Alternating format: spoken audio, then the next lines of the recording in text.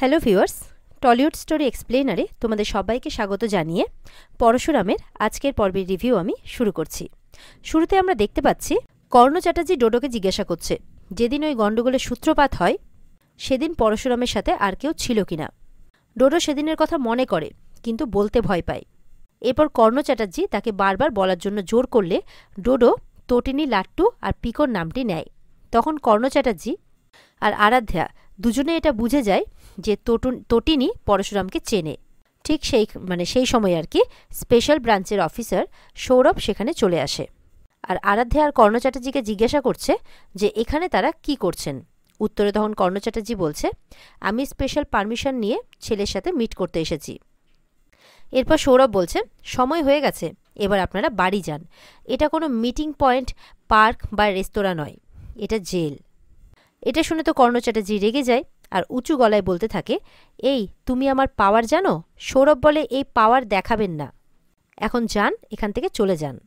এরপরে দেখা যাচ্ছে কর্ণ চ্যাটার্জি দু হাতে সৌরভের জামার কলার ধরে টানছেন।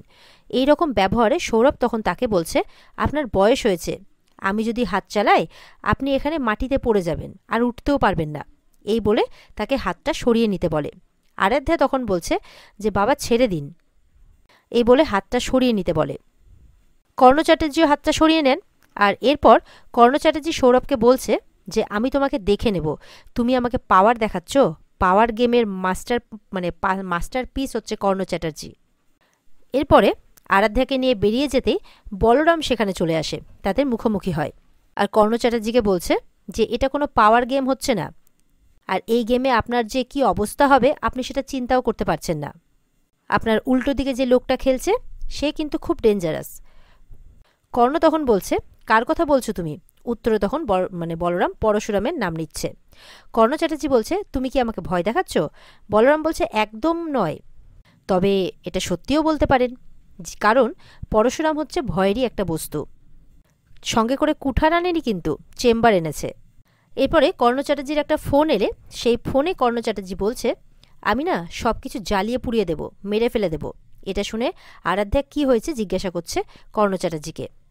তখন কর্ণ চ্যাটার্জি বলছে, আমার নামে নাকি থানায় ডায়েরি করবে তটিনী গাঙ্গুলি, আমি নাকি ওর বাচ্চাকে কিডন্যাপ করাতে গেছি। এরপর মনে মনে ভাবছে আর কি যে এত সাহস তটিনীর হচ্ছে কোথা থেকে। এই বলে আর ভাবতে ভাবতে কিন্তু আরাধ্যাকে সেখান থেকে নিয়ে চলে যায়। এরপর বলরাম ডোডোকে গিয়ে বলছে যে পরশুরামের ব্যাপারে যদি মুখ খুলেছ তাহলে এনকাউন্টার করে দেব। এটা শুনে কিন্তু কবির বলরামকে বলছে, আপনি কিন্তু বেআইনি কথা বলছেন। বলরাম তখন কবিরকে বলছে, আইন তোরা বুঝলি কোথায়?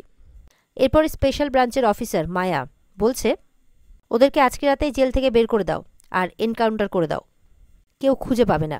এটা শুনে ডোডো ভয়ে বলতে থাকে, না না, আমি কাউকে কিচ্ছু বলবো না, পরশুরামকে আমি দেখিনি, চিনিও না। বলরাম তখন ডোডোকে বলছে সে যাতে এই কথাটা মাথায় রাখে আর কোর্টে গিয়ে এটাই বলে। ডোডো তখন তাদের কথায় রাজি হয়ে যায় আর মাথা নাড়াচ্ছে। তারপর সেখান থেকে কিন্তু বলরাম, সৌরভ, মায়া এরা সবাই চলে যায়। ওদিকে দেখা যাচ্ছে পরশুরাম দাঁড়িয়ে অপেক্ষা করছে।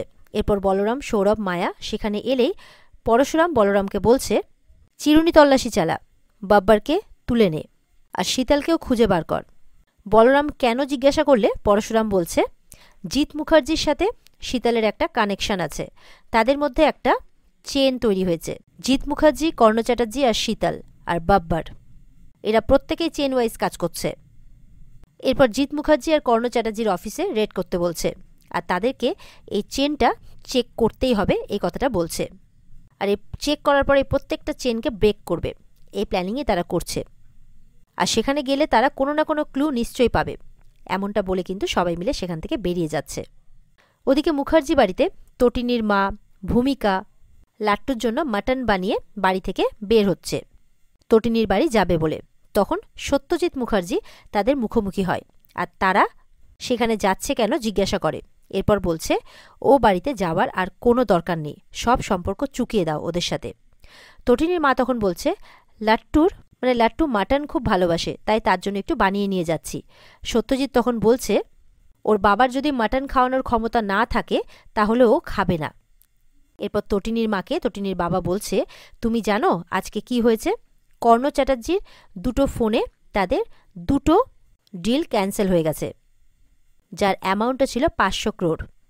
ডুবিয়ে দিল, ব্যবসাটা একেবারে ডুবিয়ে দিল, সম্পর্কটাও ডুবিয়ে দিল। আর কে ডুবিয়ে দিল জানো? তোমার ওই অকালপক্ষ মেয়েটি। আর তার ছেলের জন্য মাটন রান্না করেছো তুমি? কোনো দরকার নেই। এই বলে মাটন রাখা টিফিন বক্সটি বউয়ের হাত থেকে কেড়ে নিয়ে ছুঁড়ে ফেলে দেয়। তটিনীর মা বলে, এটা তুমি কি করলে? ছেলেটা বসে থাকবে আশা করে। সত্যজিৎ মুখার্জি তখন বলছে, আমি কিন্তু পরিষ্কারভাবে দেখতে পাচ্ছি, স্কুল থেকে ছেলে মেয়ে দুটোকে টিসি দিয়ে তাড়িয়ে দেবে, চাকরি যাবে তোমার জামাইয়ের, চুলো জ্বলবে না, হাঁড়ি চড়বে না, খেতে পাবে না, না খেতে পেয়ে মরবে ওরা।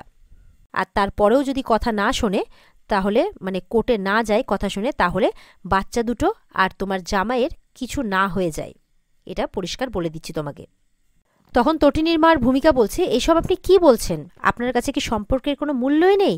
সবটাই বিজনেস। সত্যজিৎ মুখার্জি তখন বলছে, ঠিক বলেছ, তাই তো আমি সম্পর্কটাকে অনেক দিন আগেই চুকিয়ে দিয়েছিলাম।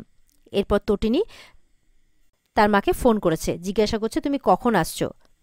তখনই তটিনীর বাবা তটিনীর মায়ের হাত থেকে ফোনটা কেড়ে নেয় আর বলছে, তটিনীর বাবা কিছু বলার আগে ওদিকে তটিনী ভাবছে মা আছে লাইনে, বলছে, মা তোমরা কখন আসছো? তোমরা মাটন নিয়ে এলেই আমি তোমাদের চাবিটা দিয়ে থানায় যাব। তার বাবা তখন বলছে, মাটন আসবে না, কারণ আমি ছুঁড়ে ফেলে দিয়েছি। তটিনী বলছে, মা এত কষ্ট করে মাটনটা বানালো আর তুমি ছুঁড়ে ফেলে দিলে? তখন তার বাবা বলছে, মাটন খাওয়ার যদি ক্ষমতা না থাকে তাহলে খাওয়াবি না। এরপরে সে থানায় কেন যাচ্ছে এটা জিজ্ঞাসা করলে তটিনী বলছে, থানায় যাচ্ছি ওই কর্ণ চ্যাটার্জির এগেনস্টে কমপ্লেন করতে। তার বাবা তখন বলছে, ওই কর্ণ চ্যাটার্জির এগেনস্টে কোনো কমপ্লেন তুই করবি না, তুই কিন্তু তোর মাত্রা ছাড়িয়ে যাচ্ছিস। তুই কর্ণ চ্যাটার্জির সামনে একটা মানে লিলিপুট মাত্র। তোর বর ওই ছাপোষা বিমা কোম্পানির এজেন্ট, তার কোনো ক্ষমতা নেই। তোমাদের আর তোমাদের বাচ্চাদের কিন্তু শেষ করে দেবে ওই কর্ণ চ্যাটার্জি। তটিনী তখন বলছে, শেষ তো হয়েই গেছি, এই মুহূর্তে আমার ড্যাডি আমাকে শেষ করে দিয়েছে।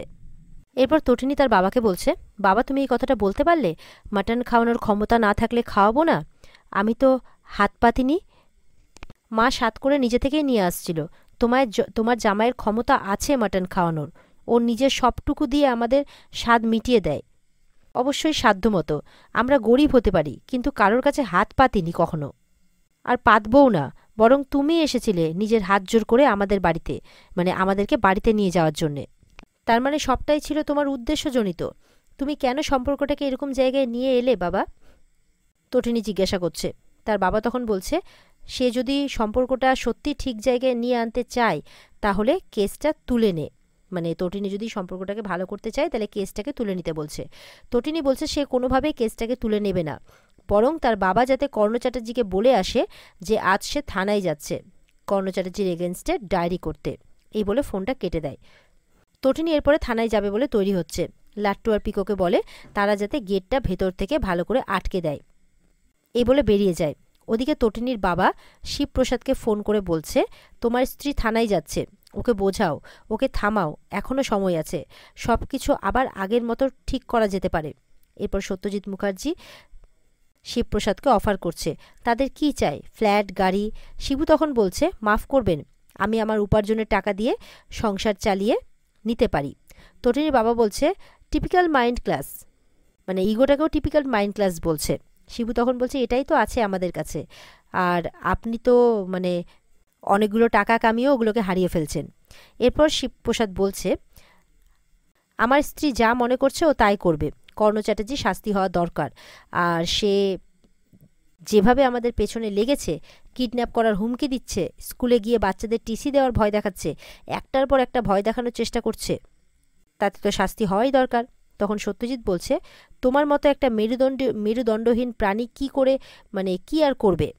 তোমার যদি কোনো ক্ষতি করেও দেয় তাহলে কি তুমি কিছু করতে পারবে? পারবে না। তোমাদের মতো লোক সমাজে কিলবিল করে ঘুরে বেড়াচ্ছে।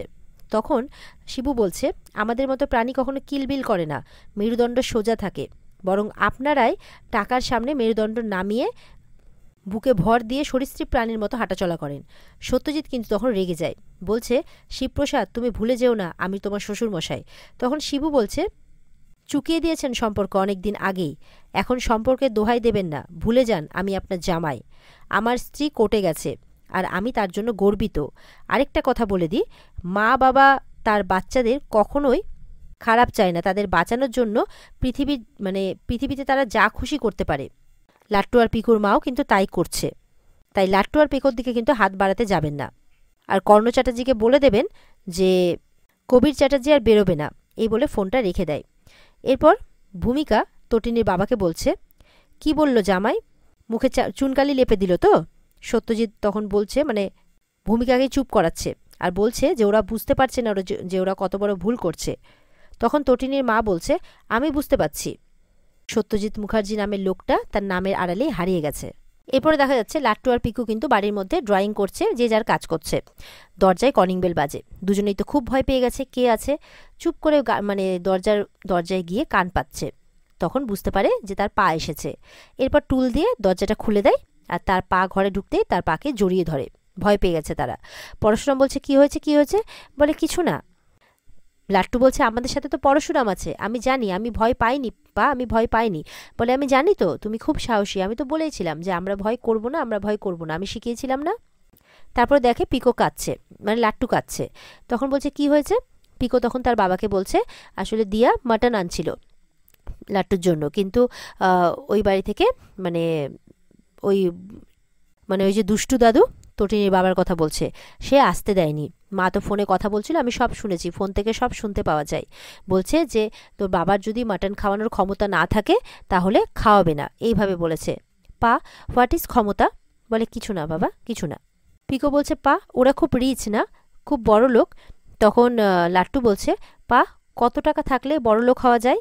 বলো না পা, কত টাকা থাকলে মানুষ বড় লোক বলে? অত টাকা তোমার কাছে নেই। পরশুরাম চুপ করে থাকে। আর এখানে আজকের পর্ব শেষ হয়ে যায়। তো বন্ধুরা, এই ছিল আজকের পর্বের রিভিউ। ভালো লেগে থাকলে কিন্তু পর্বকে লাইক কমেন্ট করে জানাতে ভুলবে না। আর আমাদের সাথে জুড়তে পর্বকে চ্যানেলকে সাবস্ক্রাইব করতেও ভুলবে না। দেখা হচ্ছে তোমাদের সাথে আগামীকালকে। যদি পর্বের বিস্তারিত দেখতে চাও অবশ্যই স্টার জলসার পর্দায় চোখ রাখবে। তাহলে আগামীকালকে আবার দেখা হচ্ছে। আজকের মতো এই পর্যন্তই। টাটা।